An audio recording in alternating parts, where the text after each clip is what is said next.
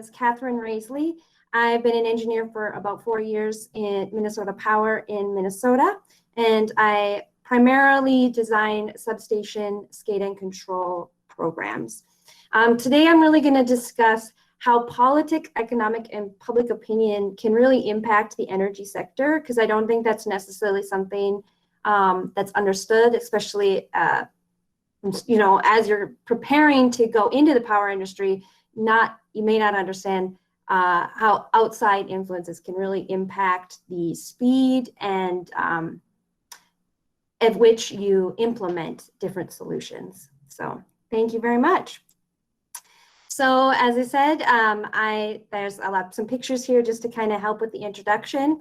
As they said, I am the chair of IEEE Arrowhead, which is the large region in northeastern Minnesota, parts of northern Wisconsin, and northern Michigan. I've also been the membership development chair, the professional activities chair over the years, and the treasurer. I was the founder of the Women in Engineering Affinity Group and continue to facilitate that. And I also do a women resource group called Women of Elite at my company. We do a lot of volunteering. So at the bottom in the blue shirts, that was my department. A lot of them, it's kind of shifted. Some of those people have moved on, but we would do a service activity every summer together as a team building exercise. In the bottom corner, there's a series of red shirts. I'm also the core representative for my local safety improvement team.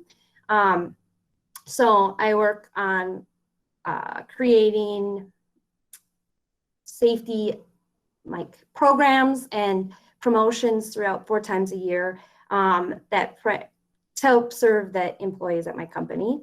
And then in the corner where you see like the little drawing, that was when I was a student. I did an undergraduate research thesis in hybrid renewable power systems using pump storage hydropower in applications primarily focused in northeastern Minnesota. We have a lot of mining in northeastern Minnesota, and we have some abandoned pit lakes. And so it was looking at the feasibility of using those as the reservoirs in a pump storage hydropower facility. And that type of work, while I was still a student, a lot of what I studied was looking at past feasibility studies that Minnesota Power and other companies have been in. So just kind of letting you know some of my background in research that I've done in the past. And then this last year in 2019, I was the technical lead of the team that created Minnesota Power's first integrated distribution plan, when that really looked at, as we modernized the grid. As you will see in my presentation, I'm talking a lot about the fuel transformation on the generation side, and now we're getting prepared to start bringing some of those grid modernization efforts towards like inverters, having distributed energy resources out on the grid at people's homes, and different types of solutions that we're bringing more towards the customer side. So like I said, we're really, at Minnesota Power, have gone through each of the different domains of the power grid: generation, transmission, and distribution at this point. So what I'm going to go over, I'm going to start with a company overview, discussing kind of the first 100 years. So Minnesota Power was, its roots started in 1906, so we are well over 100 years old at this point, which is pretty exciting for us. I'm going to talk about a program we call our Energy Forward campaign, which really has helped bring that transformation to our field, the fuels that we use to power, to bring power to our customers, and the future work we have planned to continue to bring us forward into the future. As well as, if we have time, I can discuss some grid modernization examples from projects that I've worked on personally. So may not have time, but we have that. So thank you. I wanted to just start off with As I discussed, I am an employee of Minnesota Power, which is one of the, it's kind of under the, what we call the umbrella of ELITE. So ELITE is our headquartered company. It's built out of Minnesota Power. So Minnesota Power actually, over the years has been diversified in a lot of different ways. And in order to kind of have that make sense, you know, even in the 70s, we actually had quite a large share of in car sales auction site. And so that didn't really necessarily make sense for an investor point of view. So we're under the umbrella of ELITE. And then we have these different, we call them our sister companies, Superior Water, Light and Power. Minnesota Power does a lot of, like, I've done a lot of the designs for some of the substations in Superior Water, Light and Power. So it's a really close relationship. ELITE Clean Energy is our non-regulated. So I will be talking about, like, Minnesota Power is a regulated company, where, and as is Superior Water, Light and Power, where ELITE Clean Energy is non-regulated. And that just kind of has to do with who helps provide guidance and what kinds of things we can do. And then BNI Energy is actually a coal facility in North Dakota that we also is another part of our sister thing. And I'll kind of, you'll get to see sort of parts of this throughout the presentation.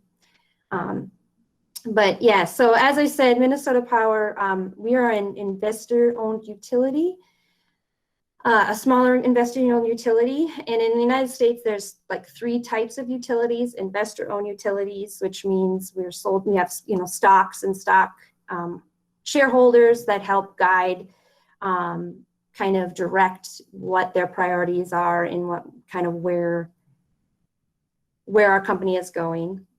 There's publicly owned, which is primarily like municipals. So a city may own their own power plant and provide electricity to their city or their customers. Some of those types of facilities are actually, we would provide the energy and we may provide the engineering for those facilities, but they may still be controlled and directed at the city level so that citizens can make decisions, again, on what they would like to see happen. And then there's cooperatives. So those are kind of directed by customers elect representatives, and those people have a board that help to make decisions. And what they really see those is primarily in rural areas. So while 72% of the electricity customers are from investor-owned utilities, there's only like 168 companies within the United States. Some of them are regional, some of them are several states wide, or even around the country. And even though there's not a lot of companies, the majority of the customers are served by investor-owned utilities. So Minnesota Power here, you can see the outline of their state. Minnesota Power, this purple region is our actual, like, where our customers are at. We, in this picture, you can see this shaded area. That's actually our service territory. So even if perhaps the customers, like my parents, live over in an area where they actually receive their electricity from a cooperative, but it's still in the Minnesota Power service territory, which means we have to make decisions about, like, from a large standpoint on monitoring that grid and making sure that it's functioning and is safe and everything like that. So here, like I said, in some ways, Minnesota Power is a great example of, an investor-owned utility in the United States, but we do also have some things that make us unique. So we have, where, as you can see down in the lower corner, most of the United States, or most like power companies, their customer base is evenly divided between commercial, like businesses, residential, and industry. And Minnesota Power, we were built out of the need to provide electricity in the beginning of the century to the mines that were developing. So these little, they call it the lightning bolt. That's actually an iron ore deposit. So we've been mining since about 1880s. We started mining iron ore on the Iron Range and other parts of Minnesota. And so to provide energy for those facilities, we started having power companies up there, as well as there's a lot of logging and paper companies. And so we actually have 74% of the energy we produce goes to those large industries. So if there's a downturn in the steel market, that can really impact our company, as well as it indicates we have a lot of huge motors and generators on our system. So voltage support is also a really important aspect of our system in the studies that we do. Some of the things you can see on here is this large orange line. This is a DC line that helps. So we have wind plants out in North Dakota. And we take that energy across it's 465 miles across North Dakota and Minnesota to Duluth, where we have a big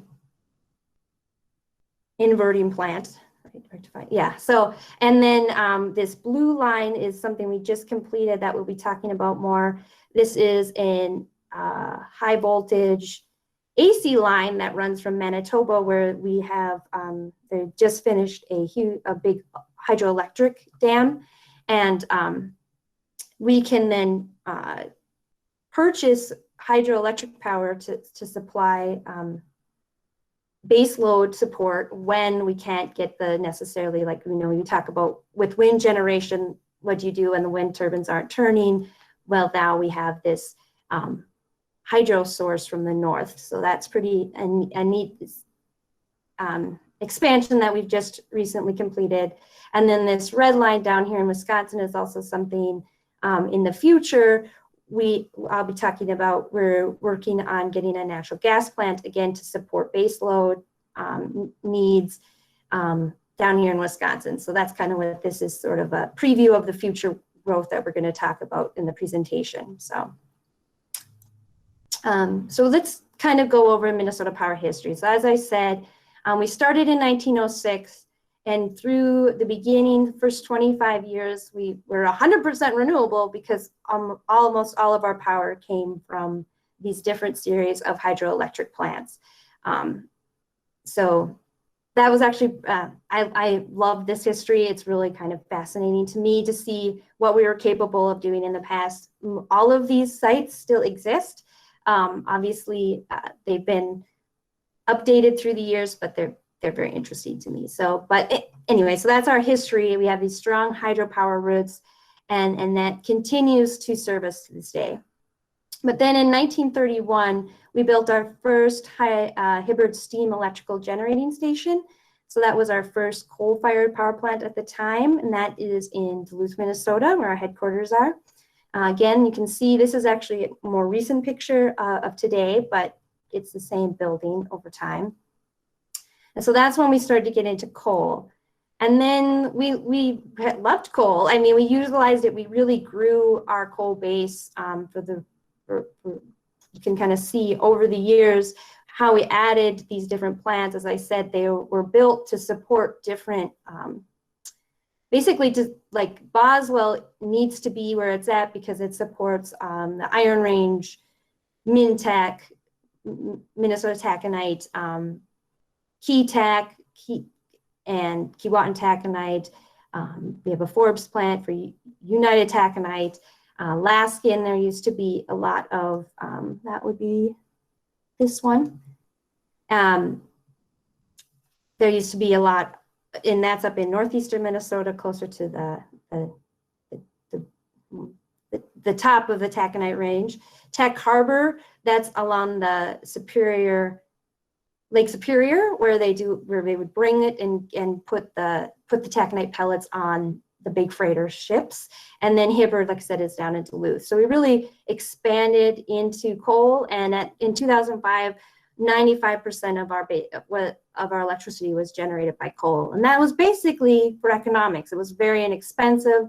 as I said, we had this coal plant that we had a lot of agreements with the railroad and with different coal facilities out in Montana, and all of their coal would just kind of come directly to our different plants. And so why would we have changed that? So like I said, I just think it was fascinating, you know, this huge history where all we did was coal. And at this point, we were going to try to hit 50% renewable energy by next year. And so I feel like that was a really big change. So really, what kind of started to spark the change was Minnesota passed a renewable power standard.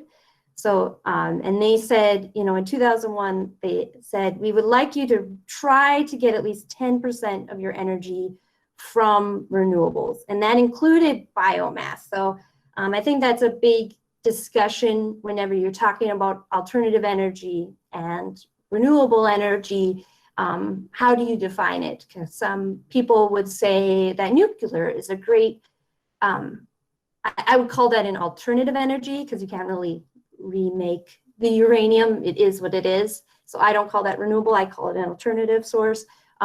We do not have nuclear in Minnesota Power. That's something we do have in Minnesota, down in southern Minnesota. But again, as you'll see, as part of personal opinion has changed, we are in the United States, we're really moving away from nuclear, but that's just a side. I go on side tangents, so excuse me. But anyway, so at that point, we were just trying to get 10% by 2015. And in 2007, they kind of added some additional goals. So instead of just 10% by 2015, they wanted 12% by 2012, 20% by 2020, and 25% by 2025. And when I was a student at starting to study this, it seemed like such, I mean, that was in 2015, 2026, when I was doing my undergraduate research project. It just seemed like, oh, wow, this is going to be such a stretch. How will we do that, just because of how far we had to go? But so as we started having that renewable power standard, you started to see this transformation. As I said, we went from 5% in renewables just from our hydro in 2005 to last year we had 30% renewables, which was the #1 in Minnesota. And now, like I said, we have this promise to get to 50% and a really strong plan to get there. Even, I think, you know, we were kind of mentioned the situation that we're living with. COVID is, I've been working from home for over 6 months now. We've had a lot of challenges. We have been able to maintain most of our supply chain situation, but even with that, we really do seem like we're on track for this. So that's really exciting. So another thing that I think brought about this transformation was this Minnesota Mercury Emissions Reduction Act in 2016. So this is another piece. I think this was passed by the legislation and brought forth by the governor, and it really said we had to reduce the emissions that were coming out of our plants. I think I read an article at one point. We were one of our plants was like the 7th biggest producer or polluter in the state. You know, that's not necessarily a great thing that you want to be known for. So these reduction acts and the Mercury Air Toxin Standard Rule, that was actually a federal law, so all of the United States had to meet it, really required us to reduce these emissions, as I said before. And so we invested a lot of money in scrubbers, in building higher smokestacks, in treatment facilities, and to help reduce the emissions. And we've really been able to, we've already been able to cut our emissions by 70% in our mercury, by 90%. So that's something we're really proud of, but that was a huge, like I said, motivator. Like before that, we didn't even think about burning coal. We burned about, I think they say that the train every day, we would burn a train that was a mile long. I'm supposed to remember what that was in kilometers, but I didn't. But it's still a very big distance in our minds of coal every day at one of our plants, at this Boswell Energy plant. And as part of this too, we did do a lot of combined cycle where you could also burn natural gas at these facilities. That was also part of what helped reduce the emissions. And so kind of a snapshot, I was talking about 2005. This is kind of what our goals were in 2013. So at that time, we really said, you know, okay, we're gonna shoot for a third of our energy coming from coal, a third of it coming from natural gas and biomass, and a third of it coming from renewable sources. And so as on this kind of spectrum here, this arrow from 2005 to 2025, I guess I should step back. So since the 80s, we have had a requirement. So I talked about how we're a regulated utility. And what that means is in the Wayback Machine in the United States, they really had a lot of problems with monopolies about 100 years ago in the turn of the century, in the 20s and such. And so to prevent monopolies from having a lot of, you know, being able to just charge as much as they wanted and say, ha ha ha ha ha, we own all the power lines, you have to pay if you want to have electricity, which we could have happened.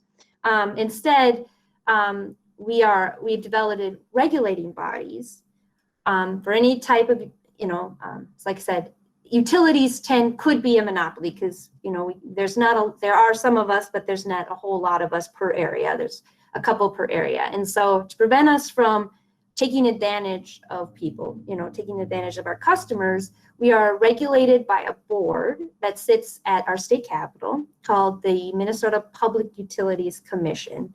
And those people are appointed by the governor. Now the governor can't, I don't think they, and so that, like I said, again, politics and who we vote for can impact the direction that commission takes.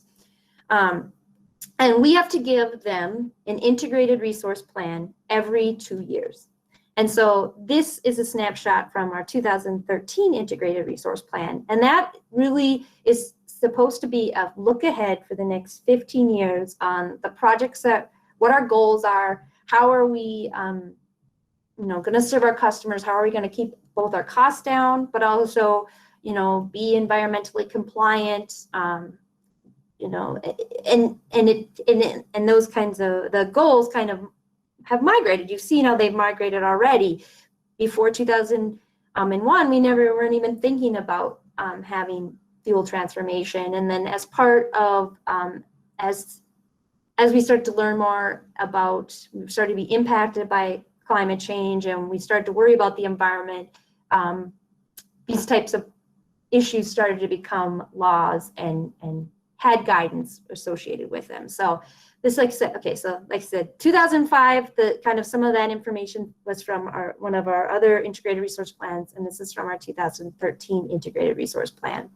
So here you can see, here's where we started to do some of those emissions reductions. We purchased that voltage DC line here.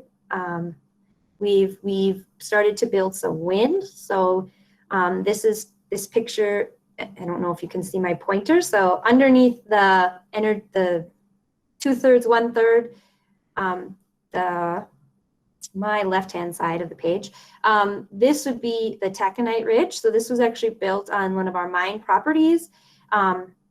And so then you can kind of see in the background, that's Mintac, a mining taconite pellet facility. And then you can kind of see the open pit as well. So that's up in northeastern Minnesota. And then these ones under here, this is the Oliver Wind Farm. This is out in North Dakota.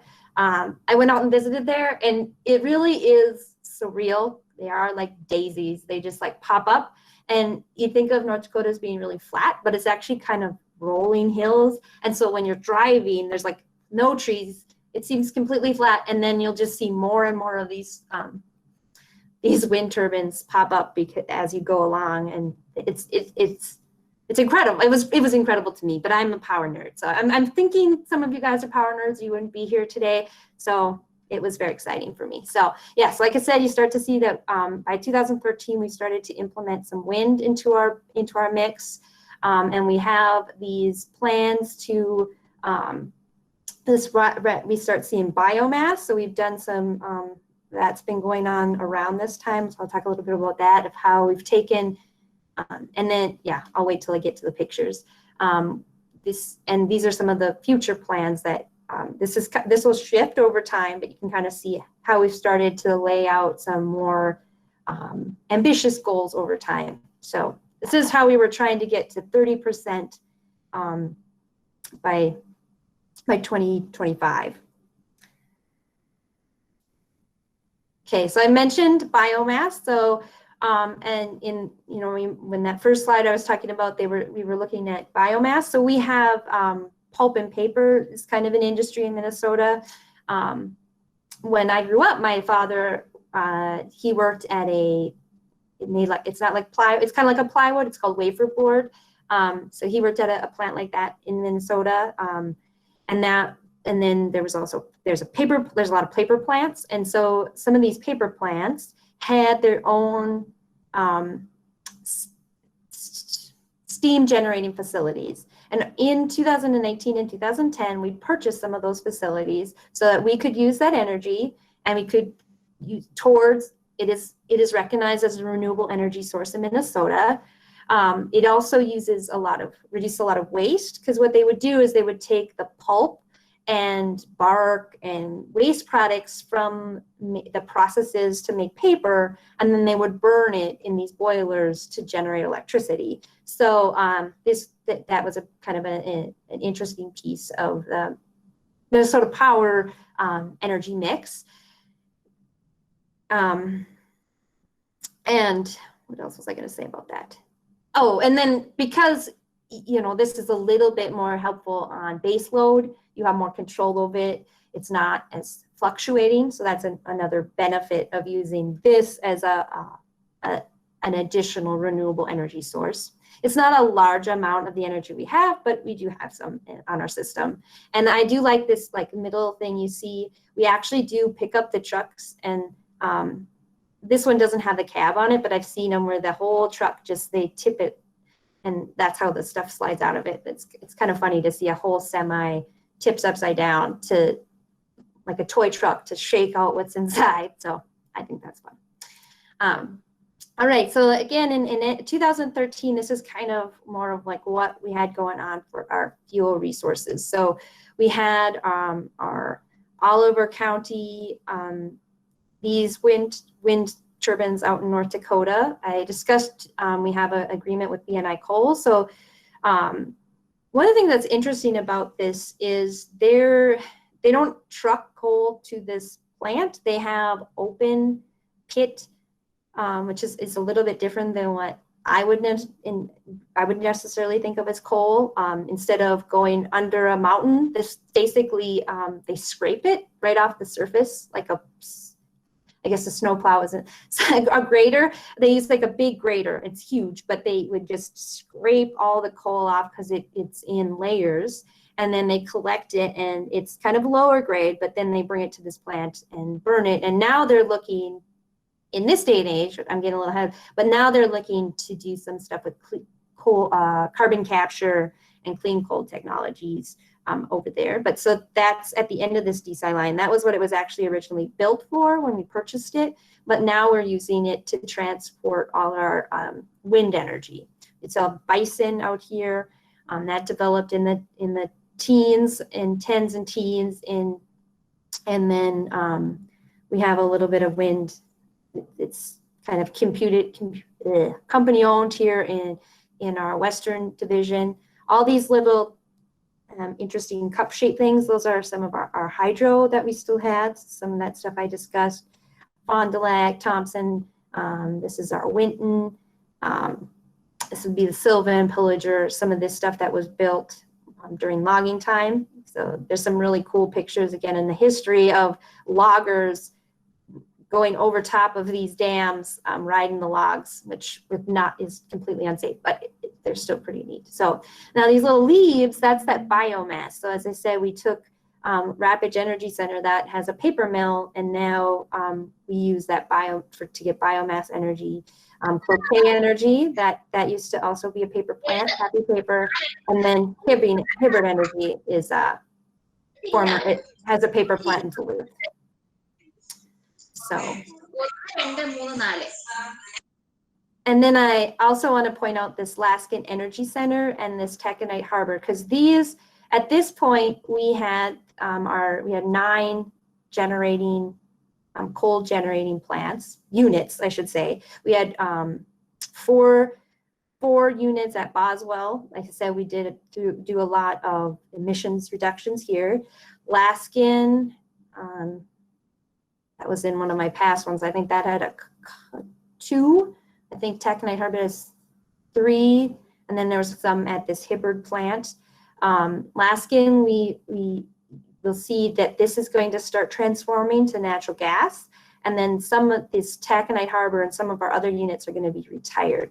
And the natural gas actually is only, it's closed all the time, but we have it there in case of like we needed to do a black start or something. So it's there for base, if that ends up, it's like an emergency supply if we need it later. So here's, like I said, a snapshot from that 2013, so about 7 years ago. And now I want to kind of talk about how, as we started to make some of those changes I discussed, we have these retirements coming up.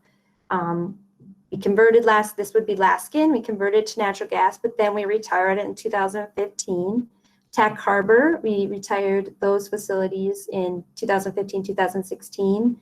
And then, oh yeah, we have a Silver Bay plants that also had a couple units that we were purchasing power from, and those retired as well.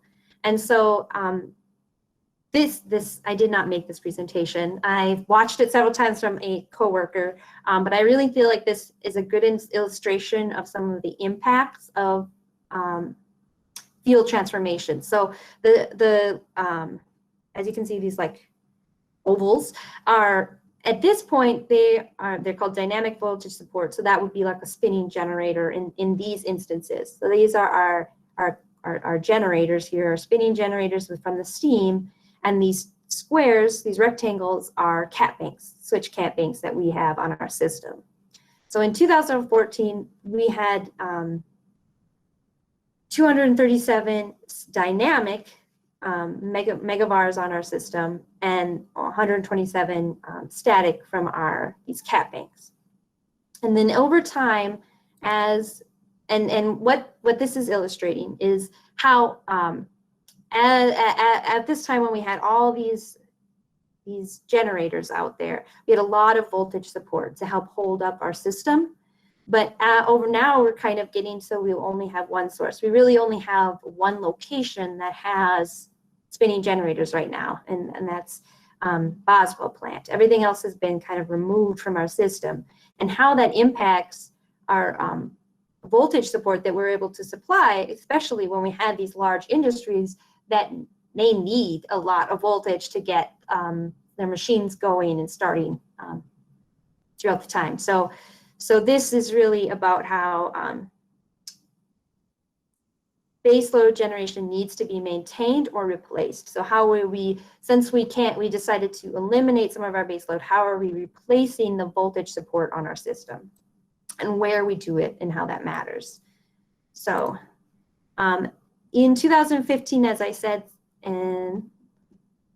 or this is in 2016, we had retired all of these generators. That's why they're gray. They no longer exist. We have this one generating plant in Silver Bay. It's got 25 megavars that's able to provide. So we've lost 212 megavars in this area. We call this the North Shore Loop because it kind of connects all of these. So for most of these places actually have large mining sites on them. That's part of why they're on this loop as well. And we still have the same cat banks that we had before. So nothing has changed there. And so now we've lost a lot of voltage support. And so then we started to add it back. We added some cat banks And ETCO, that is our Evolith taconite company plant. We have some voltage support there. Babbitt, there's a mine up there that has some voltage support that we've added. On the North Shore, we're starting to call this the North Shore Loop. We have added a lot of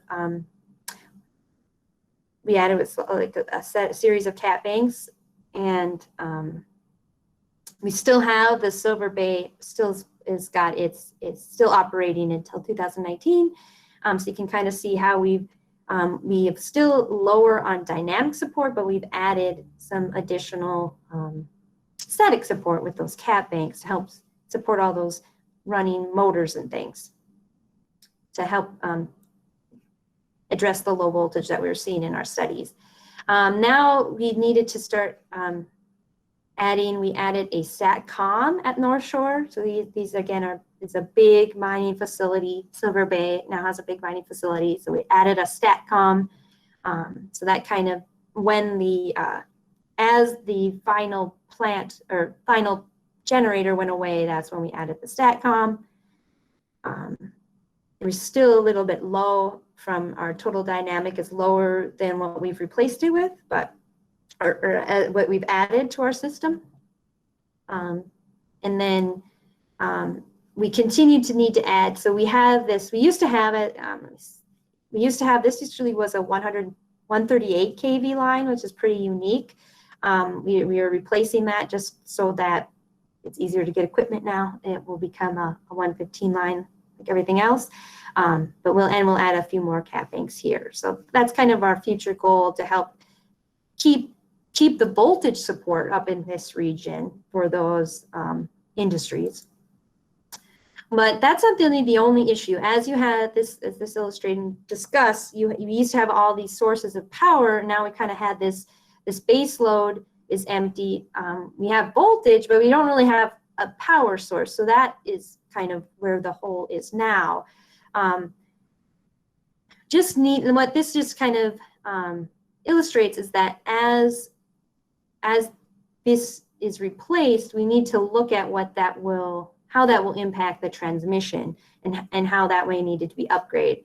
So I think if you've done any research on this topic, you've heard about how as the grid is modernizing now, equipment that was kind of designed to go one directional needs to start becoming bidirectional, or the power flow on a system has changed. This is kind of an illustration of that. Originally, in the North Shore Loop, they were exporting 205 megawatts of power from all these plants. And as of those were retired, they needed to start importing 250 megawatts. And so really a lot of the tolerances on these transmission lines, became out of, they needed to be upgraded. And so as a result, we had to do significant, just as a result of those retirements, these are the projects that came out on the transmission side, just on the transmission line, basically, in this area. We had the capacitor banks. We've had to add some transformers. We had to kind of change the conductoring at different locations. We're converting this voltage. So these are kind of all of the different projects that have resulted over the last 5 years as a result of those retirements. So that came to the tune of over $100 million. So just kind of wanted to discuss that as an example of what needs to be considered when we start talking about changing our fuel base, taking in more renewables, and modernizing the grid. So this is kind of going through again the teens and the things that were happening in the past 5 years at Minnesota Power. Since that 2013 map, oops, excuse me, I touched my screen. We built out Bison 4 out in North Dakota. We added 64 wind turbines, so that at the time made us the largest wind generating utility in Minnesota. And it may still be, I don't know. I didn't know that for sure, so I didn't want to say that. But that was a really big build out. So we, 500 megawatts of generation from the bison side of the wind. Like I said, we still purchase from the Oliver wind farm out there. And then we have the other wind farms that we discussed. So that was a big build out in 2015. In 2016, we added our first large solar array. We have some community solar gardens, but this was a big, large 10 megawatt facility. We partnered with we have a National Guard reserve in Minnesota, and that's at Camp Ripley. So you can kind of see all the bunkers in the background. They own quite a large piece of land, and they had a big 80 acres of this government property that they weren't using. So we were able to partner with them and build this 10 megawatt display. It opened in November. We have some pictures, I don't have them in here, but in October of that year, they actually had or earlier, yeah, I think it was in October, they had a tornado here, which in Minnesota is incredibly rare. We have like a tornado in Minnesota every couple of years. And so it actually destroyed it went right through, that solar panel or solar array. And, but we were able to still get it made.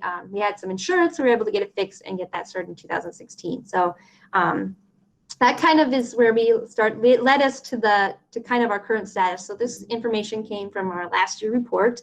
We were 30% renewable. We had this cool graphic when we are in the office that's dynamic, and it shows like snapshots of where all our energy comes. So it shows like we're usually pretty solid 7% hydro still, and then it will have our wind, so you can kind of see the wind, and then we have we get about, even though it's a 100 megawatt display, we get about 7 megawatts from Camp Ripley every day. So it'll kind of tell us how much energy we've gotten from where. And it was really cool to walk by there and see sometimes more than 30%, but on average we get 30% renewables, mainly from wind.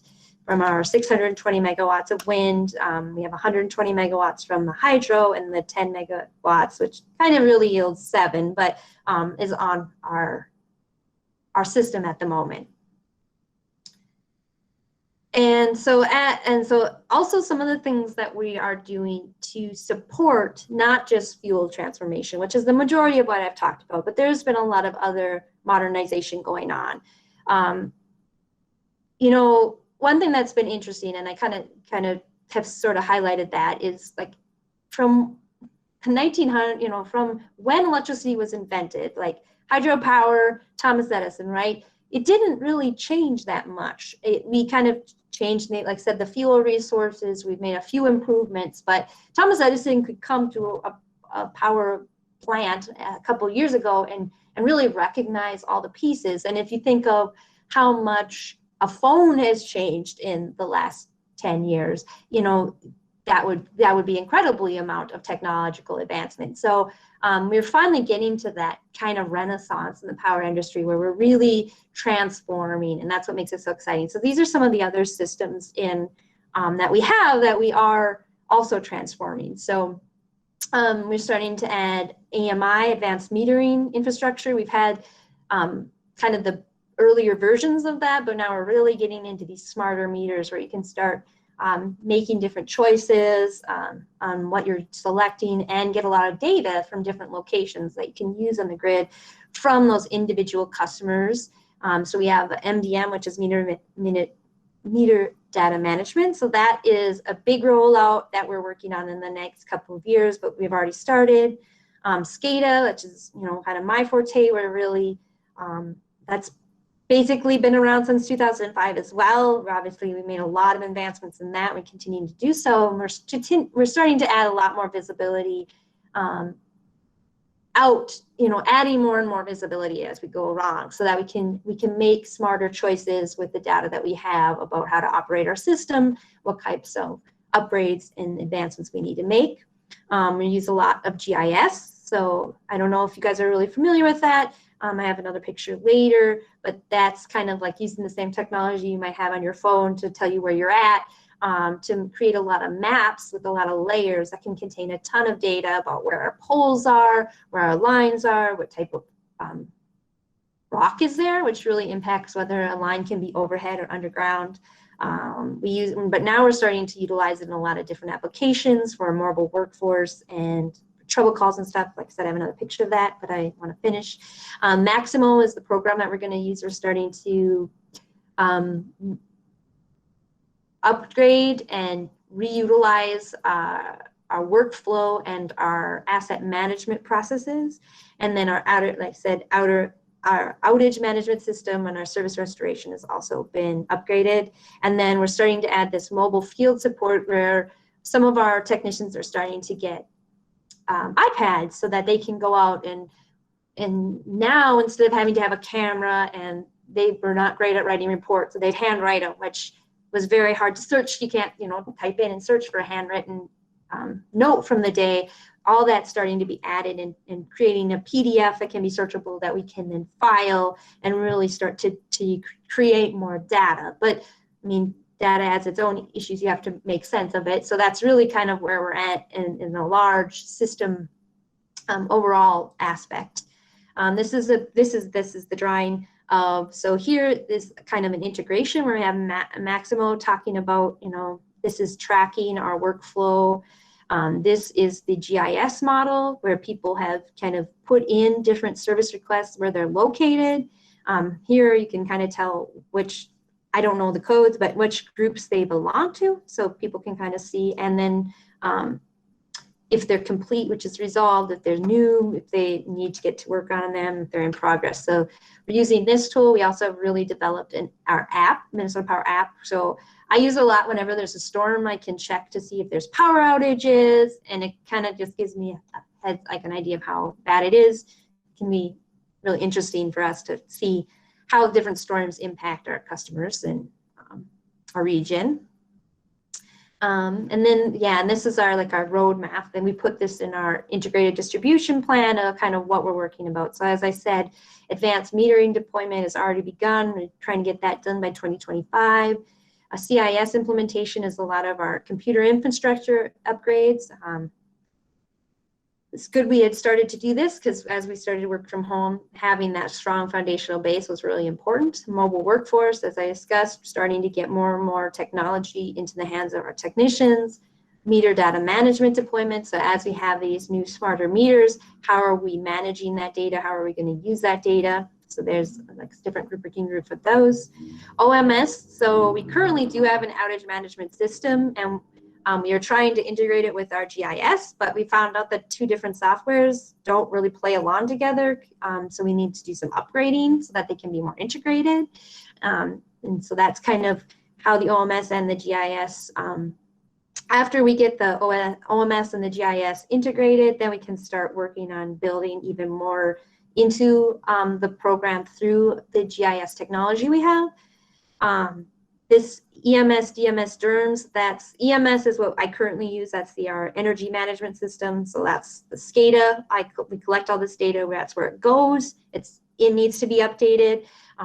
We're still working on that process. And then hopefully that will start integrating into as we update it, the DMS being the distribution management system, and the DERMS, which is the distributed energy resource management system. So trying to integrate those so we can just have one place to go to really analyze and collect data about our source. And the customer service is really finding that our customers, over time, they become more choosy. So like I said, now we have an app.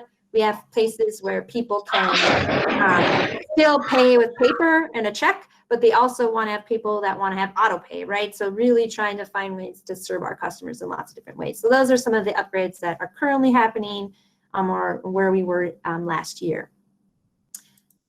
And okay, I'm getting close. I think I can still finish out some of our future projects in time. So I'll try to be a little bit more cognizant of the time we have left.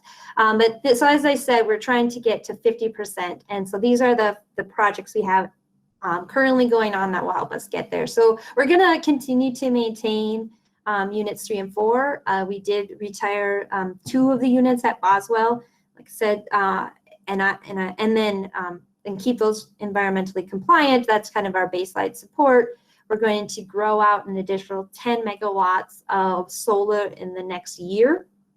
I'm have just heard of probably be part of that project. Our hydro, we're going to maintain the 120 megawatts that are in Minnesota, you know, that kind of that history of megawatt.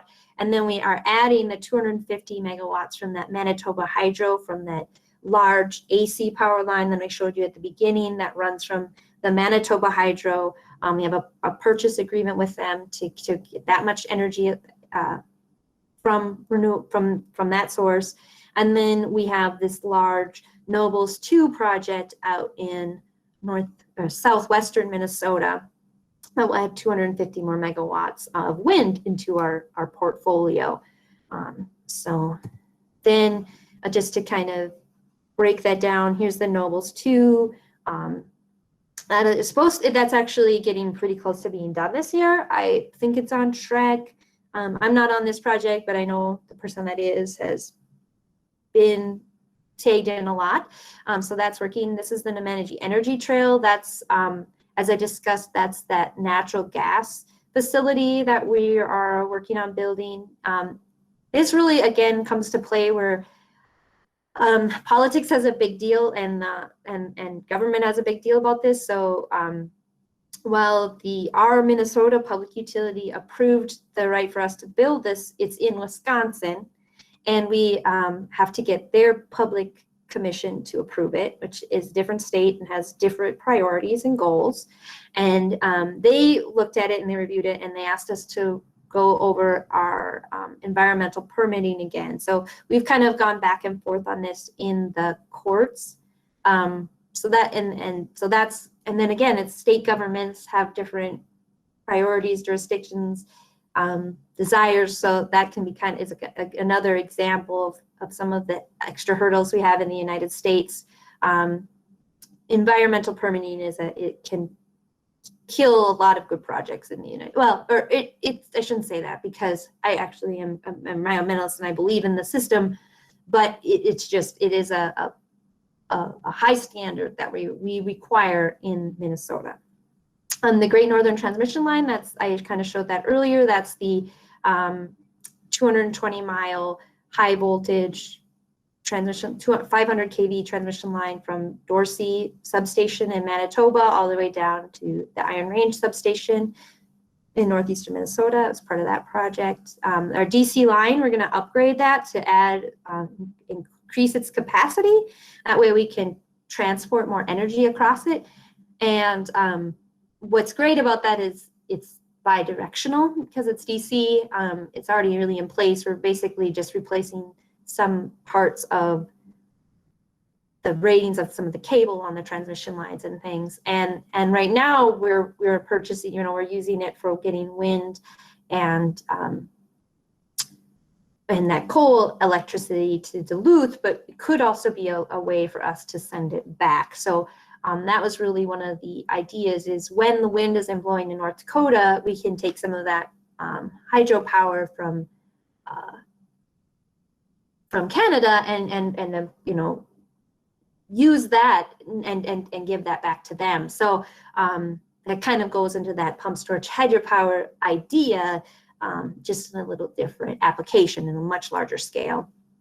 And then some of this distribution hardening has a lot to do with some of the other things where we're preparing ourselves and our grid for having more solar, for having having inverters and smart technology on the system. So Nobles 2, as I said, that's the wind project that's down here. So our other wind's kind of quite a lot north than that. It's hard to kind of tell how far that would be, but I think this is about 500 miles from between the two blue ones. You can kind of see it's quite a bit south of our current source, so that'll add some diversification. But you can see it kind of prolongs those peaks, so you don't necessarily have just these intermittent sources. You can sort of even out that curve with the southwestern Minnesota wind source.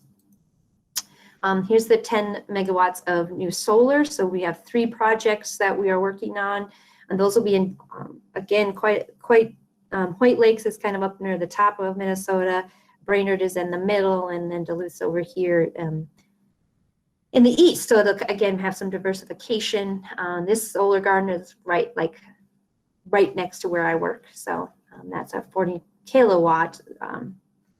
It's a small solar garden, but that's another one of our other initiatives in solar that we continue to grow. And discuss the DC transmission upgrades. So that'll be really hardening this 465 miles of DC line. So we can increase that by 350 megawatts. So that would really be able to transport a lot of extra energy and power. So that's exciting. And then this is that NTEC natural gas facility. So this is really to help support renewables. So when we have a dip, we can continue to power our large industries and support that base load. And it uses a lot of really new technology, recycling. I don't know if this is a modified Rankine cycle or if this is more like I did some studies on this a while ago in school, but it is able to recycle some of the waste heat to preheat the steam heat. So that'll help make that more efficient.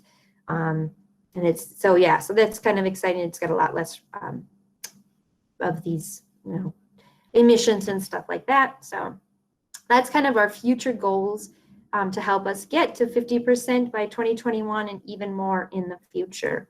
So my big key takeaways I hope you get from this presentation is that, in the United States at least, politics, economics, and public opinion and environmental concerns really help shape the energy grid that we use every day and the directions that our companies take. There are a lot of innovations that are happening right now in our industry, and it's really an exciting and dynamic industry to be in. So I hope you consider and pursuing it. So that's my presentation. Here's some resources, and I just want to thank you all for having me come today.